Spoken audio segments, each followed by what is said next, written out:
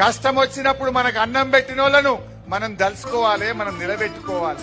కొంతమంది దొంగలు ఈ గజ్వేల్ల నిన్నటిదాకా మంచిగా పందికొక్కులు లెక్క తిన్నారు, పదవులు తీసుకున్నారు. ఇప్పుడు కేసీఆర్ కు జరంత కష్టం రాగానే దుంకుతున్నారు, కప్పలు దుంకినట్టు. ఆ కొడుకుల సంగతి చెప్పాలి మనం. నువ్వు నీ పదవి కోసం, నీ కాంట్రాక్ట్ల కోసం, నీ మట్టి కోసం, నీ దందాల కోసం, సీక్రెట్ దందాల కోసం మీరు వేయండి బిడ్డ. ఇవాళ ప్రజలు చూడండి, నేనేదో 2-3 వేలు వస్తారనుకున్నా.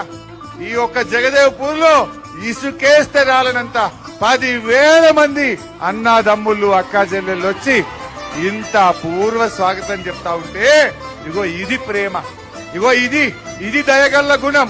ఇగో మా అక్క చెల్లెళ్ళు, నా తమ్ముడు కేసీఆర్ ను కాపాడుకుంటాం, మా అన్న కేసీఆర్ కు అండగా నిలబడతామని వచ్చిన మీ అందరికీ నేను శిరస్సు వంచి మరొక్కసారి పాదాభివందనం చేస్తా ఉన్నా.